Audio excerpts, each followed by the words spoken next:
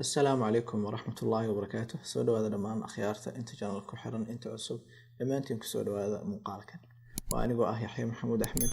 Muuqaalkan maanta waxaan kaga hadli doonaa sidee u samayn kartaa imtixaan elektaroonik ah adigoo isticmaalaya Google Forms. Muuqaalkan ka horreeyay waxaan ku soo sharaxnay sida loo isticmaalo Google Forms iyo basics ama asaasiyaadka marka aad isticmaalayso. Su'aalaha noocyadooda, qaabka loo diro formka, qaabka loo design gareeyo ama loo qaabeeyo si guud kalarada waxyaabahaas oo dhan waxaan kusoo sharaxnay muuqaalka hore. Haddii aanad daawan xaggan ka daawo. Haddii aad muuqaalka hore soo daawatay, muuqaalkan waxaan kaga hadli doonaa sidee imtixaanka su'aalaha aad u siin kartaa dhibcahaas oo hadhow marka qof walba uu doorto su'aasha hore laga siinayo darajada haddii uu tii saxda ahayd doorto. Waxaa kaloo ku sheegaynaa sidee su'aalaha aad feedback uga bixin kartaa qofka su'aasha saxan oo kale dhiiba doorta sidee waa saxan tahay oo kale ugu diri kartaa qofka kalena su'aasha khaldayna chapterki مثلا su'aashan ay la xidhiidhay ugu diri kartaa si uu u muraajaci karo ama muuqaal sharxaya su'aashan iyo jawaabteeda. Si guud ayaan ku sharxi doonaa imtixaanka iyo waxyaabaha loo baahan yahay oo dhan. Haddaba aan bilaabano. Marka koowaad waxaan u baahannahay inaan galno sidaan hore u sheegnayba drive.google.com. marka aan website-ka galno waxaa noo soo baxay safxadan waxaan ku dhufanaa new markaan ku dhufano waxaa noo soo baxaysa daaqadan new ayaan ku dhufanaa waxaa noo soo baxaysa daaqada Google Forms ee ku qoranta. Google Forms markaan ku dhufano waxaa noo soo bixi doonta safxadan oo ah formkii iyo sidii loo buuxin lahaa. marka koowaad waxaan ku bilaabaynaa xaggaas oo aan ku qoraynaa ciwaanka. waxaan ku qoraynaa مثلا imtixaan. marka xagga ku qorno xaggan way is update garanaysaa. xaggan ayaan waxaan gelinaynaa su'aasha marka koowaad aan u baahanaa. haddii aad rabto su'aasha koowaad oo kale مثلا inay noqoto magaca, xaggan ayaan gelinaynaa magaca waxaan sameynaynaa short answer ayaan ka dhigaynaa. waxaana ka dhigaynaa required si qofka ay qasab ugu noqoto inuu ka jawaabo. xagga ay qofka gelinayaan su'aasha. haddaba si aan ugu bedelno formka markuu sidaa yahay, sidaan ugu bedelno imtixaan waxaan u baahannahay inaan tagno settings markaan tagno hore ayaan u sharaxay general daaqadan iyo presentation. waxaad tagaysaa daaqada kale quizzes safxadda aan dhahay meesha ay ku qoran tahay. waxaad dooranaysaa optionkaas waxaad leedahay make this a quiz. optionskan ku hoos qoran waxay tahay quizka iyo marka laga shaqeeyo sidee ay noqonayaan jawaabta. haddii aad khiyaarka ama optionka doorato markuu qof ka shaqeeyo isla markiiba wuxuu hore ka ogaanayaa darajada uu ka keenay imtixaanka.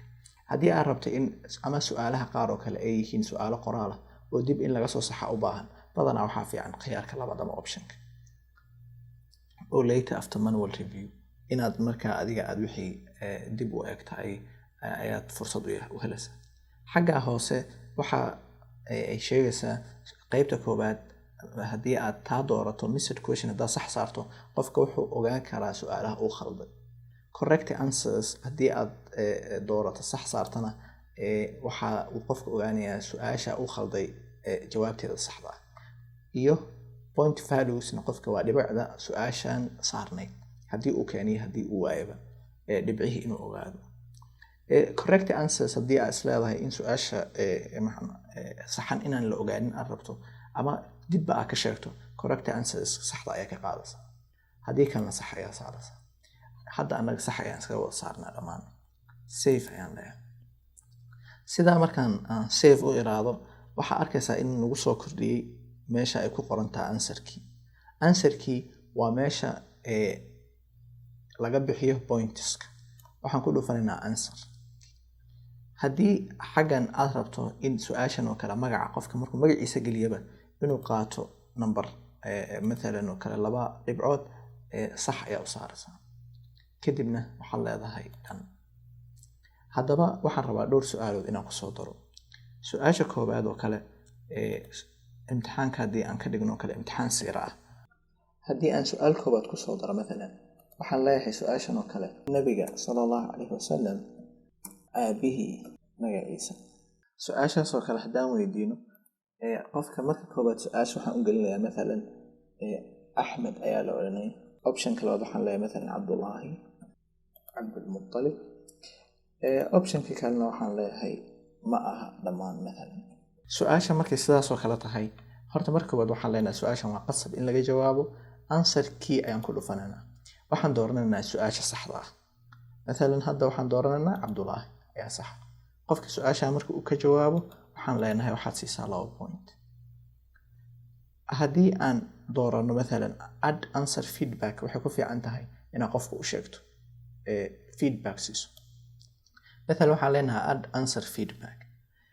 waxaan leenahay incorrect answer. haddii uu correct answer doorto kale qofka waxaan leenahay مثلا waa sax jawaabto kale aan leenahay.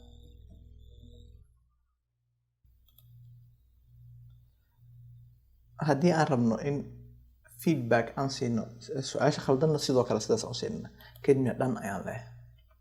hadda waxaan ku soo darayaa su'aalo kale oo aan warqad kale ama form kale oo ii diyaarsanaa ayaan su'aalo kaga soo darayaa.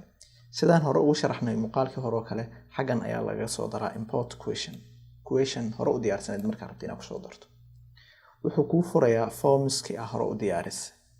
مثلا waxaan ku dhufanayaa hadda tartan aqooneedkan oo kale. tartan aqooneed marka ku dhufto select ayaan leeyahay. wuxuu ii soo saarayaa su'aalihii ku jiray xaggaas ayuu iga soo saarayaa geeskaas. مثلا waxaan leeyahay su'aalaha ku jira xaggan oo kale waxaa ka mid ah Nabiga sallallahu alayhi wasallam waxa uu ku dhashay magaalada. su'aashaas oo kale aan soo gelinayaa. sax saar dhammaan jawaabaha taasoo kale aan soo gelinayaa. tanna waan soo gelinayaa مثلا. import question ayaan leeyahay. waxaa arkaysaa inuu su'aalihii sidaan ugu soo geliyay. su'aashan oo kale Nabiga sallallahu alayhi wasallam waxa uu ku dhashay magaalada Makka, Madiina, Tabuk, Qudus. su'aasha saxda waa Makka. sidaas ayuu qof ku dooranaya. pointiska ama maxaa la raaddaa dhibcaha su'aashan lagu saxayna waa 2. haddii qofka uu su'aasha khaldo kale pointska saab ay ku waayaan. answer key marka ku dhufato xaggan waxaa arkaysaa kale hadda su'aashan feedback waxa la raaciyay waa saxan tahay. tan iyana waxaa saxan su'aasha 40 sano ayaa saxan. feedback ma lahan. feedback marka waa optional waayo macna ikhtiyaari adiga aad doonto. su'aashan oo kale waxa waaye su'aal checkboxes. labadaas qofka hadduu wada sixi waayo su'aashiisa khalad ayay noqonaysaa. haddaba aan tijaabino sida haddii qofka soo galaa siduu arkaya preview ayaan leeyahay.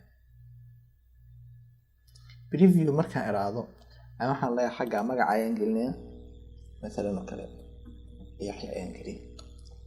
Nabiga aabihi sallallahu alayhi wasallam aabihi magaciisa waxaan leeyahay مثلا Cabdullah. nabigeena waxa uu ku dhashay magaalada مثلا Madiina aan leeyahay si ay u ogaataan qalad inay tahay. imise jir ayuu ahaa nabiga sallallahu alayhi wasallam 40. su'aashan taakiliyaan doonaa submit ayaan leeyahay. submit markaan iraado waxaa arkaysaa inuu ku leeyahay your response has been recorded. waan hagaajin karnaa xagga waxa ku soo qormaya. waxaan ka hagaajin karnaa dib aan ka sheegi doonaa laakiin hadda aan eegno score-ka iyo siduu u arkay qofka wuxuu heli karaa su'aashan waxaa la leeyahay magaca wax lama siin darajo ah sababtoo waa su'aal qoraal ah. aniga ayaa hadhow laga rabaa inaan review gareeyo haddii saxtaa sax saaro. su'aashii kale laakiin sax ayaa la siiyey darajadiina waa qaatay 2 ayuu ka helay.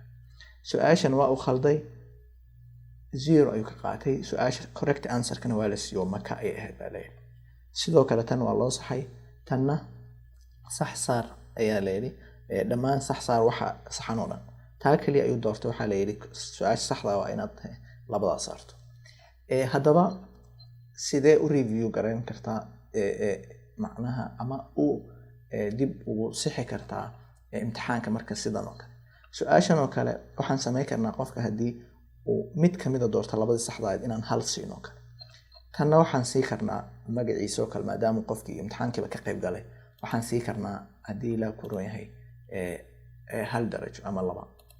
waxaan xagga ka hagaajinaynaa inaan ku noqono formkeena responseska ayaan tegaynaa qaybta dadka soo jawaabay.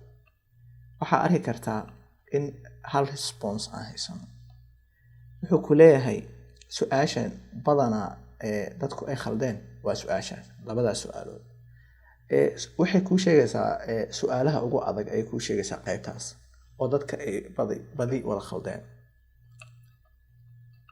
haddii aad rabto in aad su'aalihii saxdo waxaad tegaysaa qaybta ay ku qoran yihiin question. waxaan tegaynaa mathalan su'aashan ungraded response ay ku leeyahay. waxaan leenahay grade 2C sax ayaan siinaa, save ayaan leenahay. su-aasha kale sax saar dhammaanna waxaan siinaynaa 1 ayaan ka siinaynaa qofka xaggaas, kadibna save ayaan leenahay. waxaa arkaysaa qofkii in darajadiisii ay isbedeshay oo halkii uu ka haystay markii hore 4 uu ka haystay wuxuu hadda helay 2 magaca ah iyo xabad su-aashii kale uu xabadda ka gartay. sidaas ayaad ku maamulaysaa. haddii aad rabto hadhow in aad su-aalihii iyo dadka siday uga jawaabeen oo kale sheet aad kula baxdo, waxaa ku dhufanaysaa xagga create spreadsheet. wuxuu kuu sameynayaa sheet maxaa la yiraahdaa Excel. saa ay kugu soo baxayaan dadka iyo su-aal walba magaca qofka iyo su-aal walba sida uu uga jawaabay iyo grade-ka uu ka keenay. 7 ayuu qofka qaatay. waxaan kaloo rabaa in xagan sidii su-aashii marka qofka u dhameeyo kale waxa u soo baxay inaan xagan ka sheego waxa weeye presentation. qaybta ayaan tagaynaa, waxaan leenahay xaggaas ayaan ku qoranaa waxa aan rabnay inay soo baxaan qofka marka uu dhameeyo. waxaan leenahay kale waad gashay imtixaankan. qofka marka uu imtixaanka sidaa ku galo waxa u soo baxaysa hadda kadib waa gashay imtixaanka. haddii aan rabno qof walba in uu hal mar kaliya soo gudbiyo waxaan leenahay limit to response. haddii aan rabno qofka inuu arki karo su-aalaha sida looga jawaabay taa ayaan dooranaa, laakiin hadda sidaas ayaan ku daynaynaa. waxaa kaloo jira waxyaabo kale oo lagu sii dari karo oo ah waqti inaad ku xirto, laakiin waxyaabaha insha allahu tacaala dib ayaan ka sharxi doonaa. sidaas ayaa loo sameeyaa foomka looguna bedelaa imtixaan isi saxaya, su-aal walbana loo sii karaa darajo. waxaan isleeyahay waa ka faa'iidaysateen muuqaalkan. intaan muuqaalka lamida isku arki doono insha allahu tacaala waxaan idin leeyahay assalaamu calaykum waraxmatullaahi wabarakaatuh.